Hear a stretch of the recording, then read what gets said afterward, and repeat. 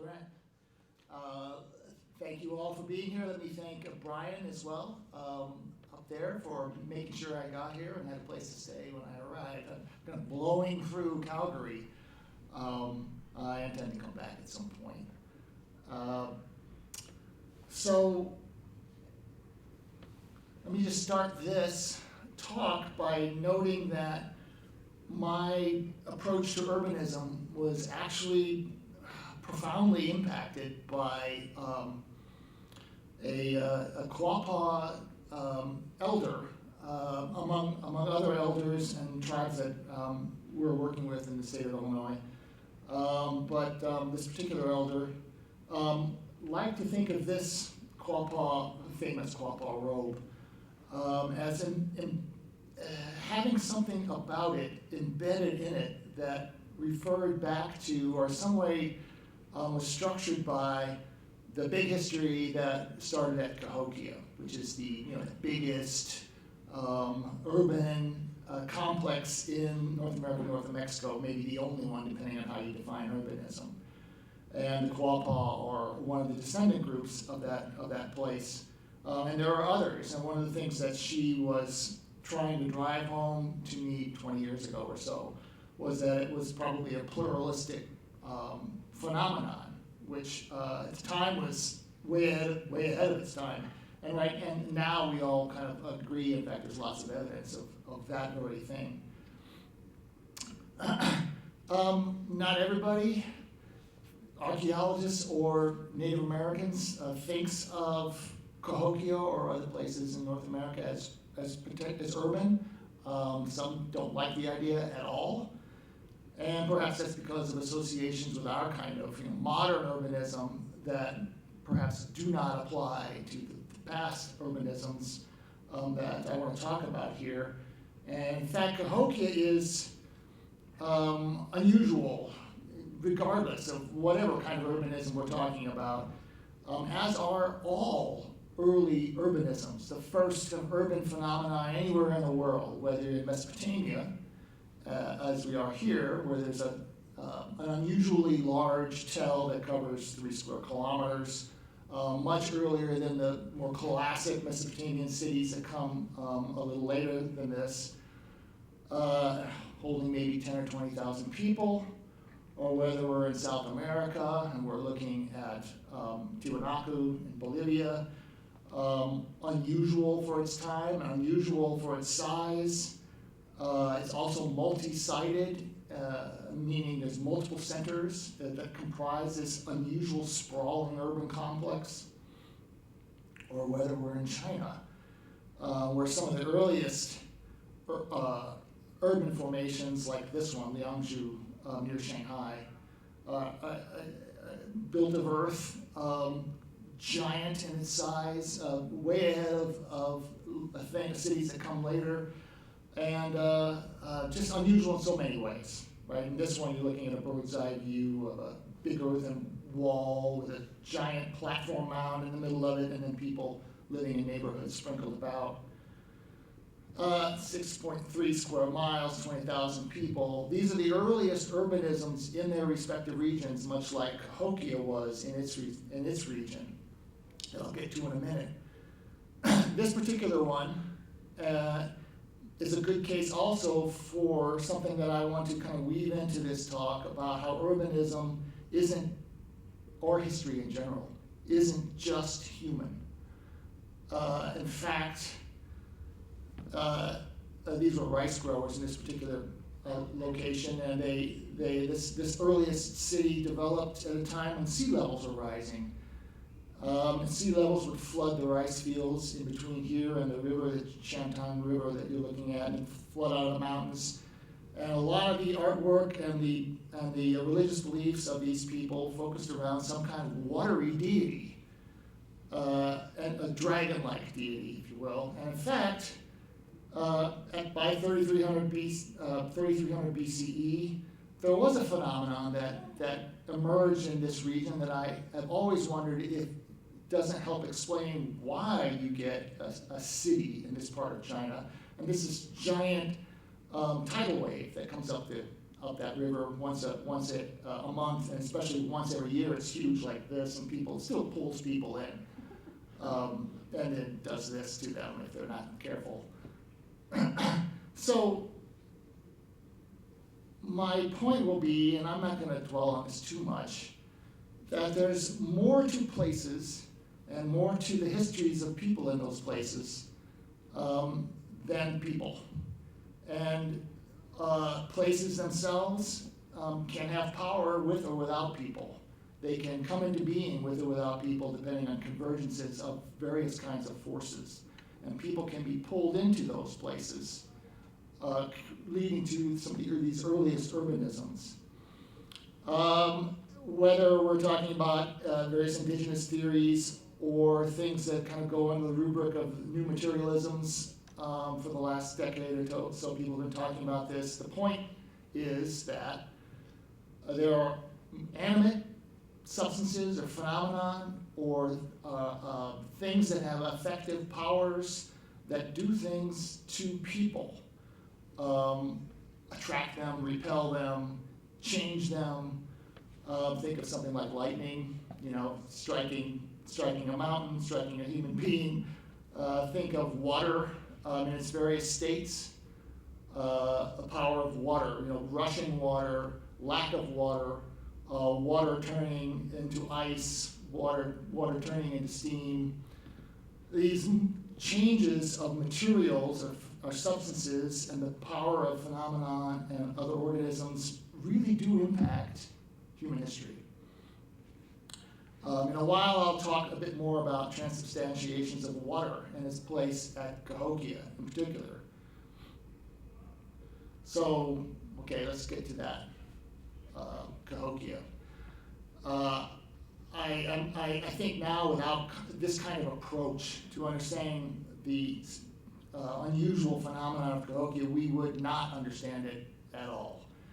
And we're also fortunate as archaeologists in the Midwest in that we know so much about this place, and we can actually, as scientific archaeologists, can prove that these relationships mattered in the past, and that they led to the rise of, the demise of a place like Cahokia.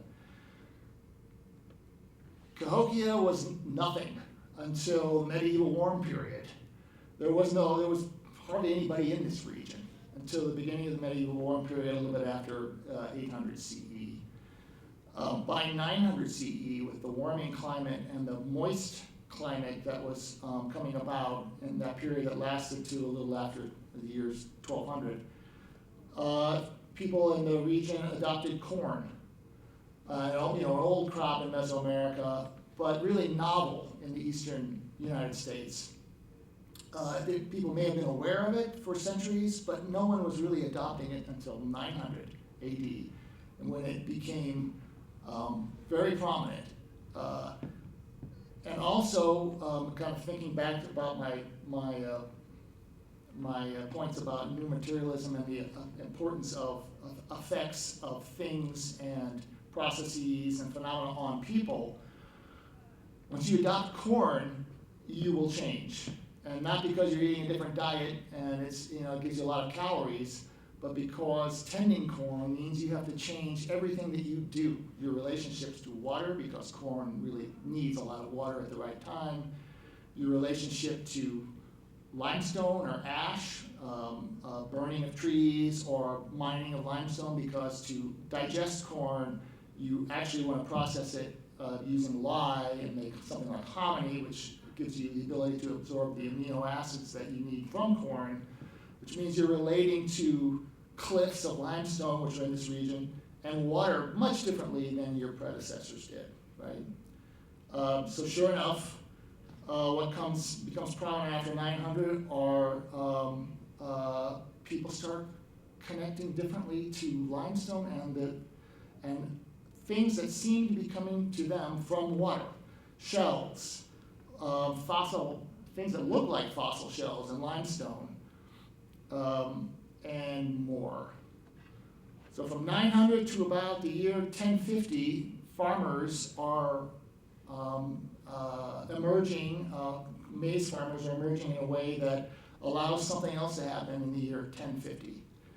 And if you've read anything that's ever written about Cahokia, this is what you'll remember, is that at 1050 there is a dramatic moment when you go from a pre-urban environment where people are living in these smaller villages to a city. And you do that, and this happens so rapidly that we still lack the ability to measure the time, the number of years that it takes for this complex that you're looking at to have been built. So it seems to be within a human generation, somebody with a really big idea, some group of people, build it, and then they did come. And then immediately after this is constructed, there's massive inpouring of immigrants from the region, and then from hundreds of kilometers away as well. So you go from something like in the order of a few thousand people in this region to 10 to 20,000 just at the city itself, and probably another 40, 50,000 in the region. So it's like mostly people are immigrants, and they're probably speaking different languages. There's even different tribal groups probably already recognized that move into this unique place, which is built in a place that Charles Dickens, who went through here in 1842, couldn't understand how there could have been a city in this environment, which is a big patch of black, muddy Mississippi River bottom. What you were just looking at there looks like this today. The pyramid in the back is the third largest in terms of volume pyramid in the New World. It's one of the bigger plazas ever built in the Americas. And then again, it's the area that it covers is immense. Depending on how you measure it, 10 to 15 square kilometers or so in 3 precincts. What we also didn't realize, or didn't think much about, because we didn't have this notion, this kind of new materialist way of thinking about what mattered, we didn't really think much about the regional landscape till recently. And once you sit down and you look at a map and you start appreciating like, 3 sides of this region consist of karst topography, like the sinkhole that you're looking at here. So for people who might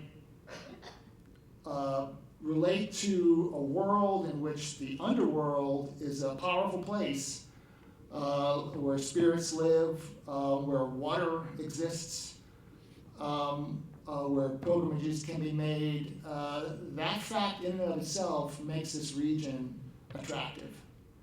It also made it attractive to the Germans who moved in here in the early 1800s, who realized that St. Louis was a great place to store your beer underground. So we could end up with the Anheuser-Busch Empire in St. Louis.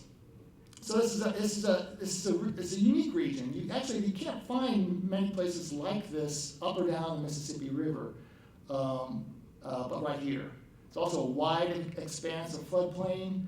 3 major rivers converge at the north end of this big floodplain, ideal for growing corn.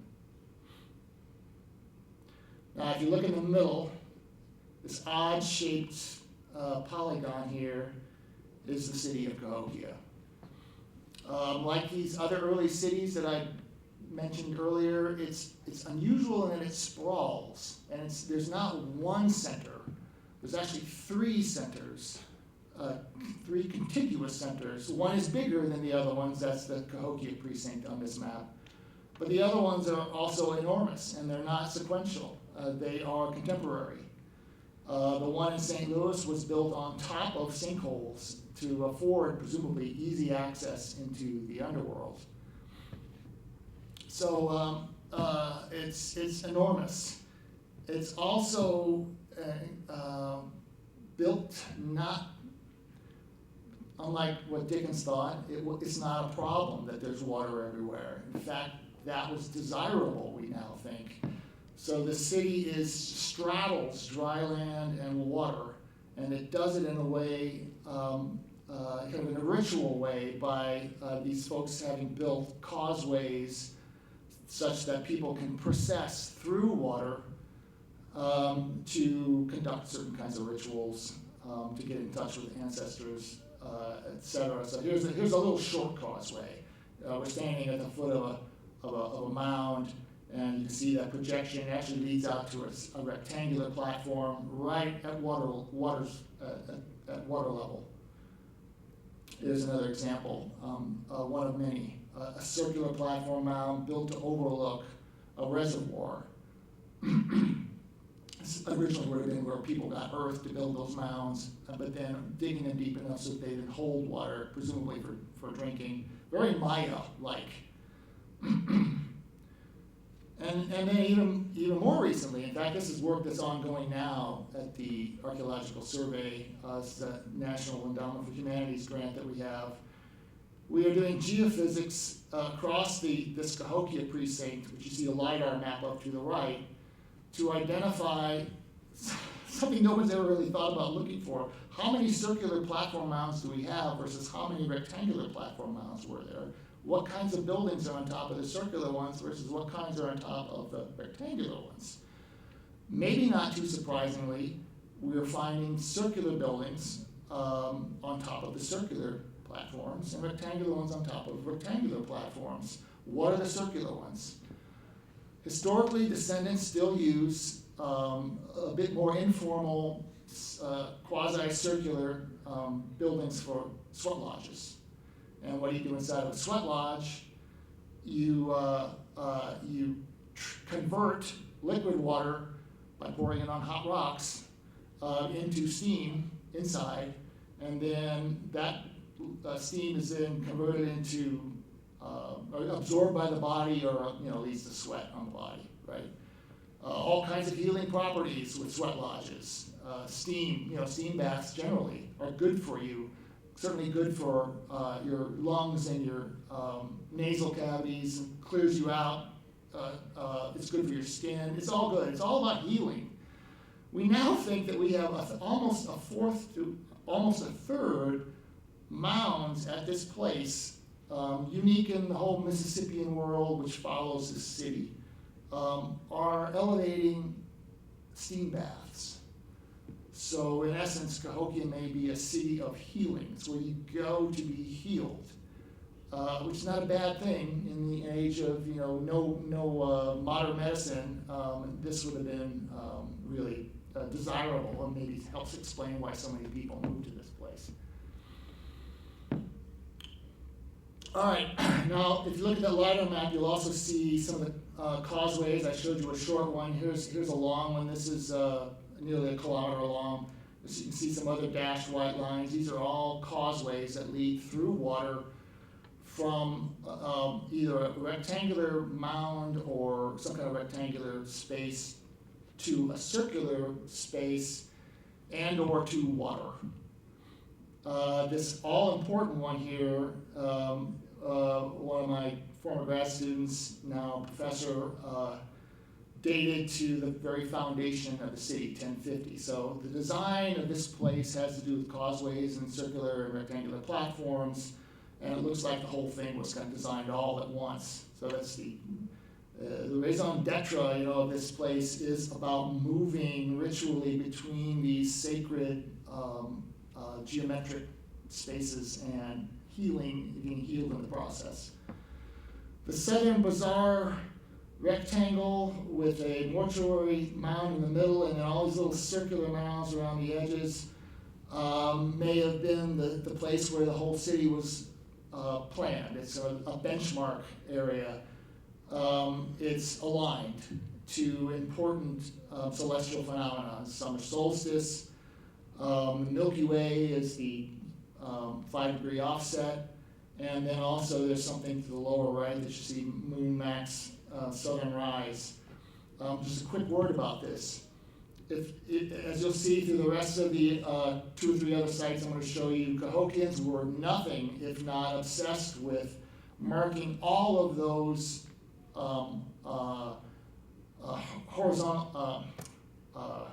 celestial bodies when they rise or set on the horizon. The lunar maximum in this case on the south, or you'll see there's some in the north, and there's also minimum north and south positions. This pertains, some of you may be aware of this, there's a long lunar cycle of 18.6 years. That is, the orbit of the moon around the Earth is a little off. The ecliptic, which is the zone around the sun, the zone around which the Earth revolves around the sun. Anyway, it's a little off, meaning that it takes 18.6 years for that moon to return to the spot that it began. I'm not explaining this very well. It's actually kind of difficult to explain in a half minute. But the important point is the Cahokians knew it.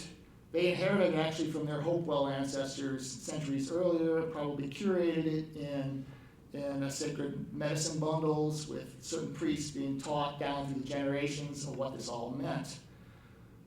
So you'll see it recurring. Something else that I should point out, so we go back to this slide. This mortuary mound with all those little circular mounds is tied to the main pyramid. It's in fact tied to a specific point on the main pyramid. This little dot that you can see is labeled Summit Mound. So there's the south.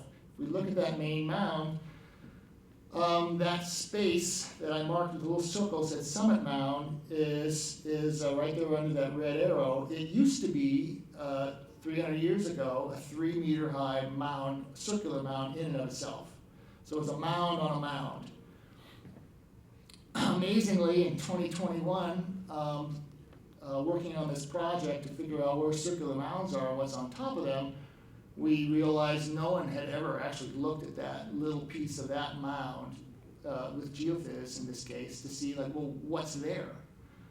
And so when we did, what we saw, and here you're seeing the yellow dashed line is that a visual line that runs off that causeway from the mortuary rectangle to the south, runs right up to the very edge of this little bumped out circular remnant of that mound that was on top of the big mound. And right there, if you look to the left, there's 2 overlapping circular sweat lodges. Right, so that's from some deeper, earlier circular mound surface down in the mound. The uppermost one is gone. It was removed in the 1830s. But it's kind of confirmation that this relationship that I've been trying to talk about explains the design generally of the Cahokia site. This would be the axis mundi of the Cahokia site. It's the highest point in the middle of the grid of this city. It's a sweat lodge. You can carry those lines out. There are other mounds in the distances that are on either the east-west line or the north-south line here.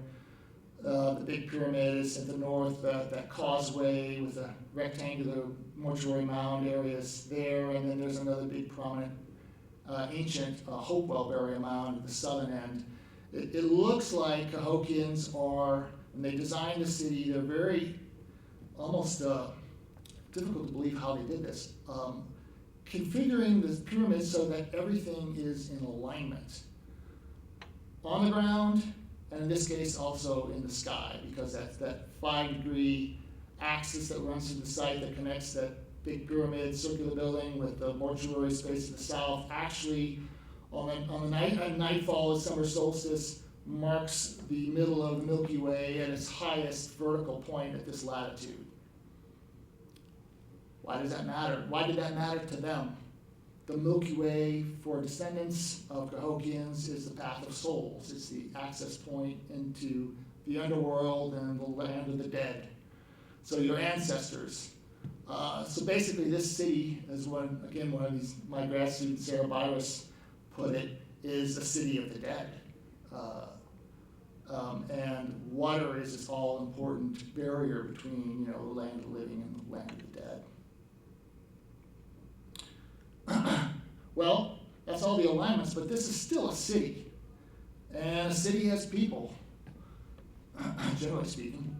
And excavations in this area, believe it or not, this is dating from the late 1960s.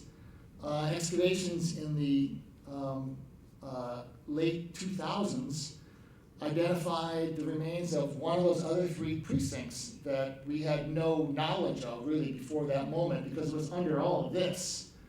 Stockyards, rail yards, kind of urban blight, a modern urban blight. And when a new bridge was proposed across the Mississippi River, University of Illinois State Archaeological Survey conducted what ranks as one of the largest excavations ever in North America, possibly one of the larger ones ever in the world.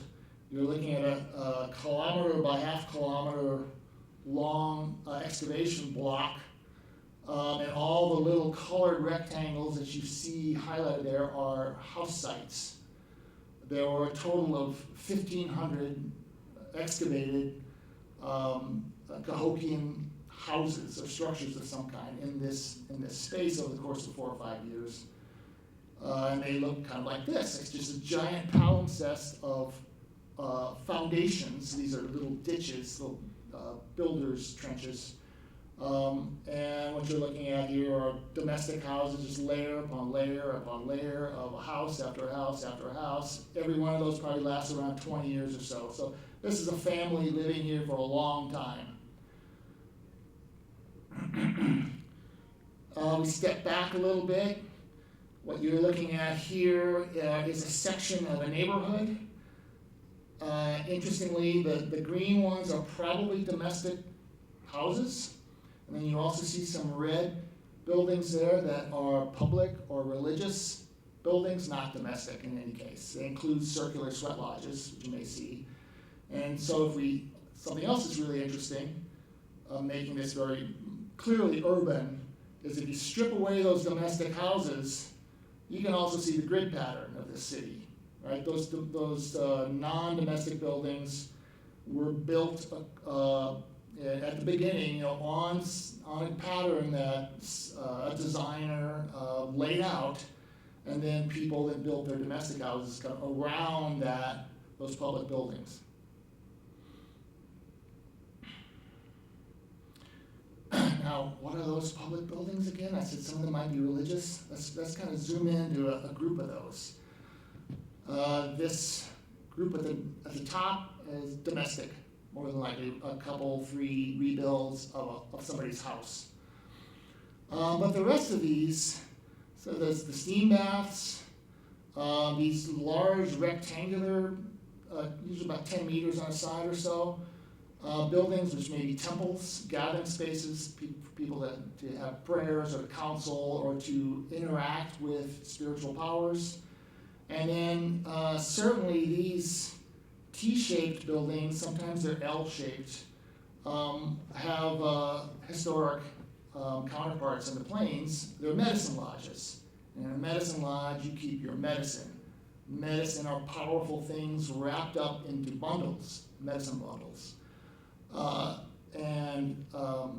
People go into those to commune with the powers in that bundle, spiritual powers, whatever is in that particular bundle. And their bundles were often treated as oracles. If you wanted to know something, you make an appointment to go into that bundle house, that medicine lodge, and you consult the bundle oracle, right? Again, another instance of humans don't matter as much here as we might want to think. It's not just human beings. It's all of these other forces that are built into this space, this unique urban space that indicate that there's much more going on here. There are many more powers than people making history. Just so you can get a visual thinking in your brain about what does one of these look like. This is a small medicine lodge being excavated in a salvage condition because a school was bulldozed this area. They were going to build a school, and they discovered this.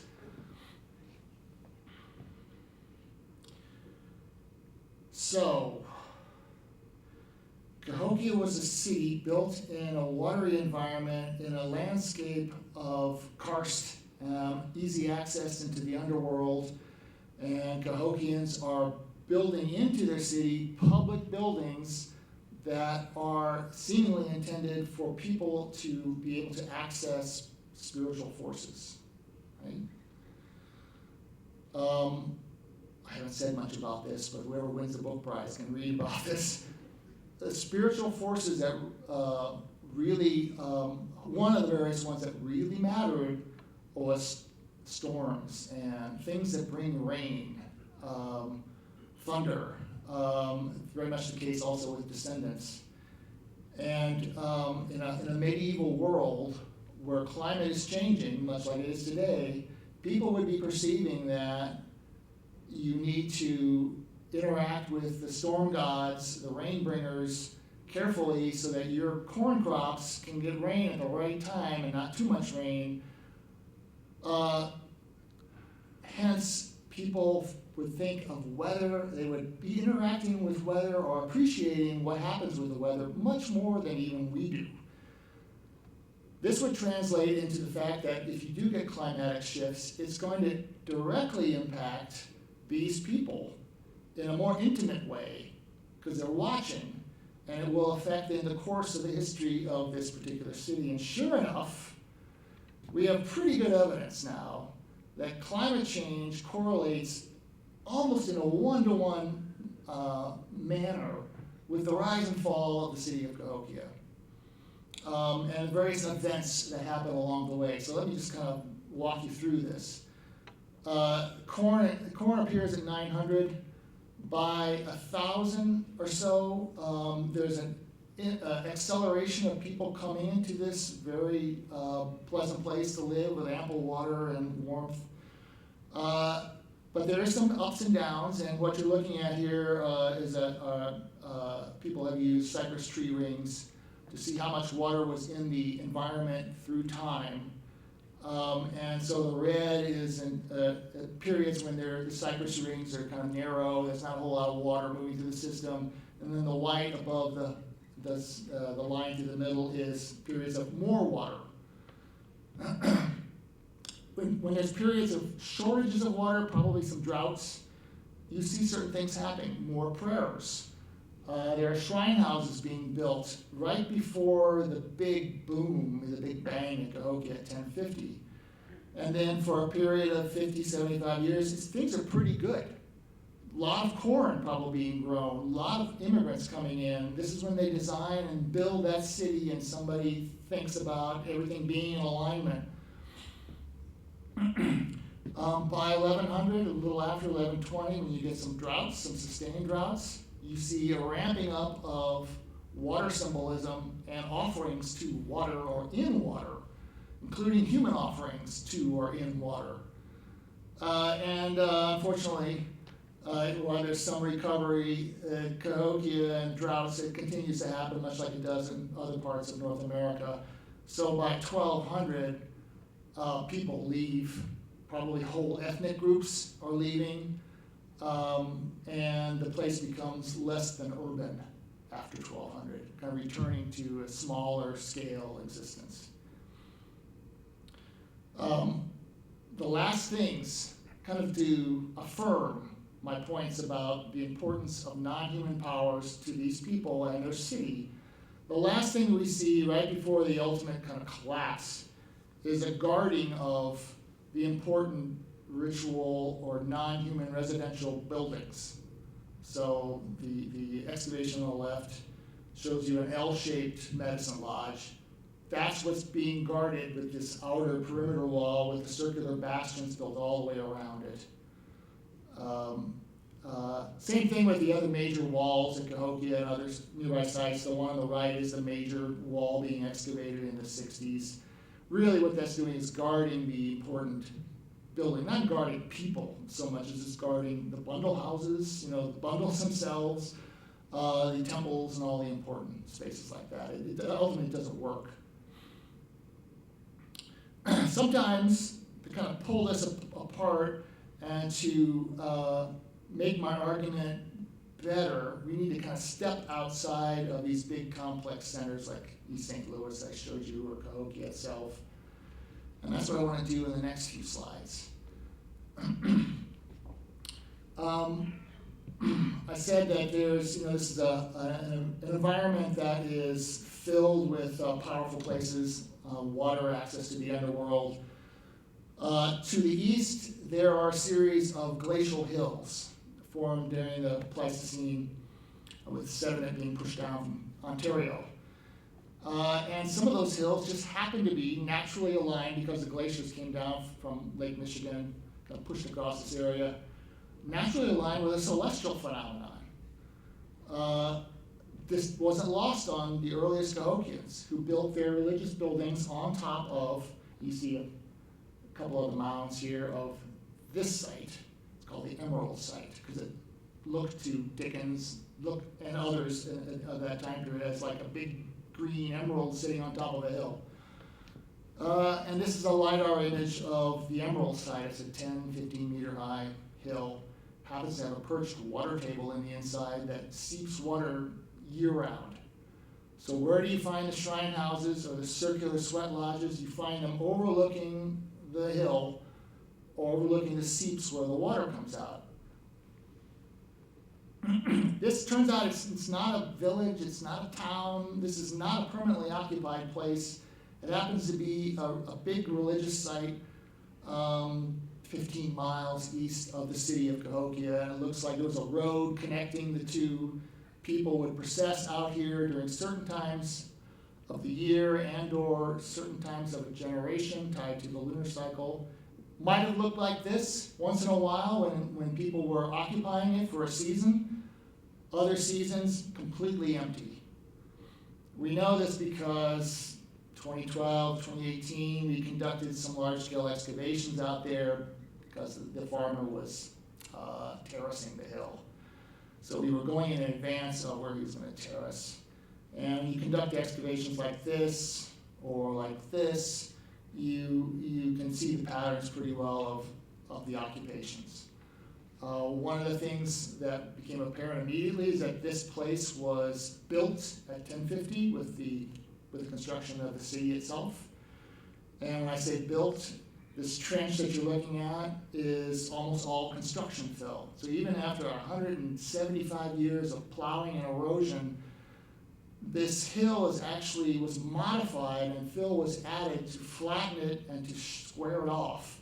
And the fill is still there. So I don't know how much fill there was, but it was several meters added to this hill, making it something of an acropolis. Here's another image of fill at the site. So the site itself has always been thought to be odd. It's in the middle of a prairie. There's a little intermittent stream nearby. I mean, I said there's water seeping out of the hill, but it's not a place you'd want to build a town or city.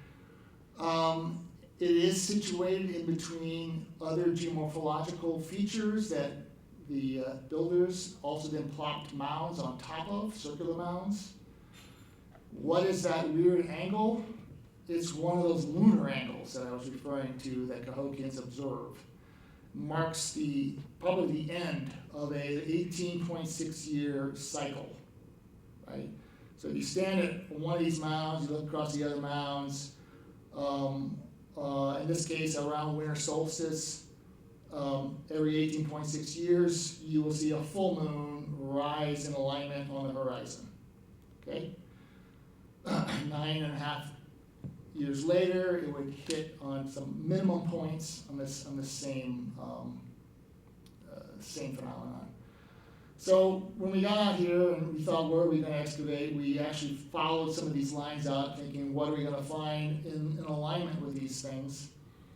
One of them led to this house, in particular the post that supported the roof, which was extra large. We thought might even project through the roof, like this VR reconstruction shows here of the building in the background. Here's that same building under excavation, one of these big prayer houses or temples. And in the middle of this, after the building had been dismantled during some kind of rainy period, an offering was placed. And that offering, which I won't show you here, in fact, it's still in the ground now, was a child. And this is not infrequent, and we realize anymore. It was a child buried in water. And we could tell this based on the swirly kind of, silt that kind of washed in all around the skeleton of the child. This is turning out to be normal in this time period. It's this time period when water was becoming a little scarcer, and there were offerings being made at this site. More than likely, all this is also tied into the lunar cycle. We now have evidence. This is a paper that has to be worked up yet, but there seems to be a pattern that we're getting radiocarbon dates that correlate with these lunar events, which is kind of cool, Okay, so this is near the city of Cahokia. Why in the world would Cahokians go beyond that to do this very same thing? And yet we know that they did. This is in western Wisconsin. This is a Ho-Chunk Elder's painting of another shrine complex, a lot like that one I just showed you, a little smaller, 600 straight line kilometers north of the city of Cahokia, occupied by Cahokians intermittently. So here we go, this is up to the sites called Trempealeau and some other nearby sites. Far to the north, Cahokians arrive, and typical of a Cahokian, they occupied an already marked landscape, marked with ancient burial mounds, presumably spiritually powerful landscape. An odd outlier of the upland sitting up against the Mississippi River. Anyway, and they go to this little bluff, and they occupy it. We know that because we found their houses. These are very distinctive Cahokian houses, both in terms of size and construction mode. And we know it because of the middens that we find around those houses, which you're seeing being dug on the right. And we know because then in the middens are Cahokian artifacts. 95% of all the artifacts from this site were imported from 600 kilometers to the south. Arrowheads, pots, gaming stones, even the flint, that people could have gotten in Wisconsin, comes from St. Louis. And then like the Emerald site, they build a fairly elaborate, if small, shrine complex on a high hill. You can kind of see a rectangular mound in the middle with some, maybe you can see it's kind of a causeway that goes out to either end. And there's a mound at each end of the causeway. And what does it mark? It marks a lunar position. Maybe even a lunar phenomenon of moon dogs on cold nights in Wisconsin. The landscape itself, again here, is pre-aligned to this lunar position. So it may be that the Cahokians are reading the land and being pulled into this particular place because it just happens to point to the moon on this long cycle. And we now also know, this is in the last 5-6 years, and I have a grad student working down, that they do the same thing to the south. And these are just places we know about. There's a place down in the crossroads where the Blues were born, just north of there, called Carson. Huge mound site. It looks to have been an ancestral kind of Hopewell mounded landscape that the Cahokians recognize and then occupy.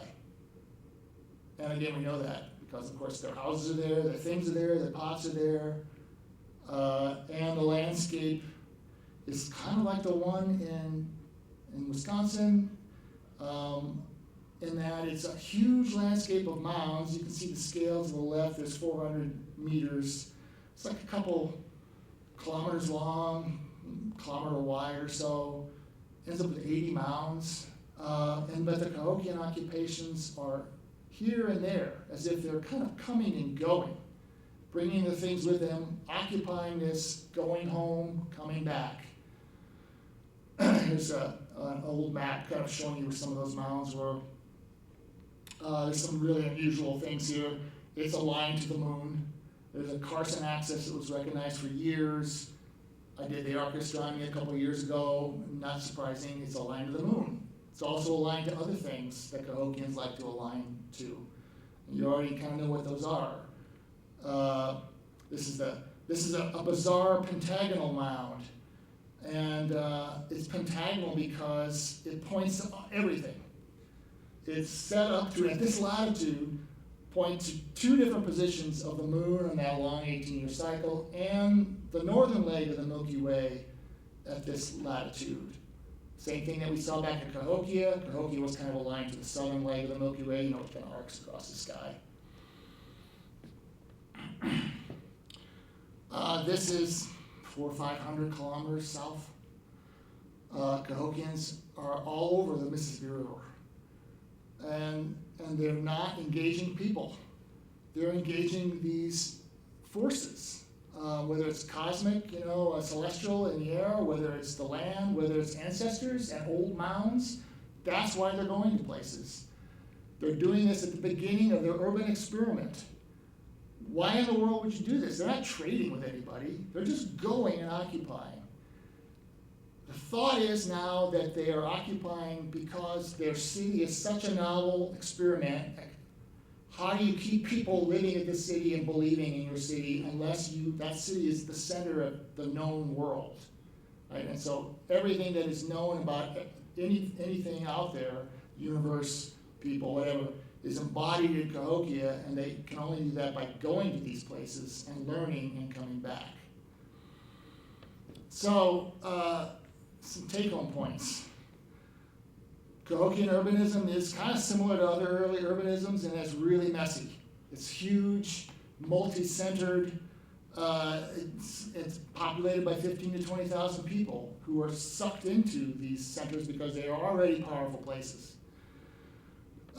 It's about the density of people, sure, but it's not just people. It matters that you have all these other dense, powerful places in a region like the Cahokia region, probably, and probably in lots of other early urban places. The landscapes are much more important than we have thought.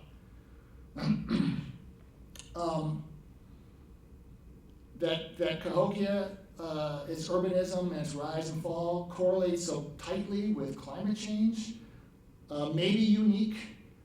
But I wouldn't be surprised if you look at other people non-modern people who have very different ways of relating to natural forces in their world, if you find something fairly similar. And then lastly, what I was just talking about, urbanism correlates with cultural expansion, but not for the reasons we typically think. It's because it's a way of centering their urban experiment by reaching out and learning about the world and building it back.